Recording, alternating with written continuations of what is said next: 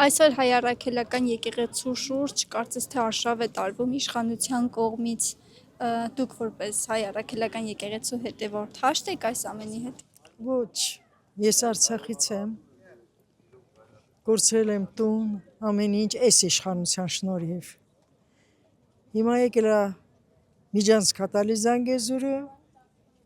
Արնոտ Թաթերն էլ մեկնել է եկեղեցուն, չպիտի թողնենք։ Չպիտի թողնենք։ Ինչ է պետք մեզ մեր հավատը եկեղեցին փրկելու համար։ Միասնություն։ Ժողովուրդը պիտի ոտքի կանգնի։ 600 տարի մենք պետականություն չենք ունեցել։ Եկեղեցին է պահել հայը, լեզուն, հավատը։ Աբովյանի ասած լեզուդ ուրացար, հավատդ մոռացար, ով կարող ասել, թե ինչ ազգի ներկայացուցիչ ես դու։ Իսկ մեր ձևով շարժման մասին ինչ կասեք, արդյոք դուք մեր փրկությունը տեսնում եք նաև մեր ձևով շարժման միջոցով։ Այո, տեսնում եմ, որովհետև Սամվել Ղարապետյանի մեջ ես տեսնում եմ մեծ բարերարի ու մեծ հայրենասերի։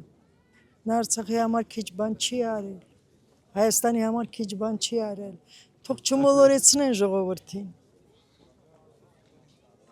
Ըստ ձեզ իշխանությունը այս քայլերով ուր է մեզ տանում մեր հայրենիքը։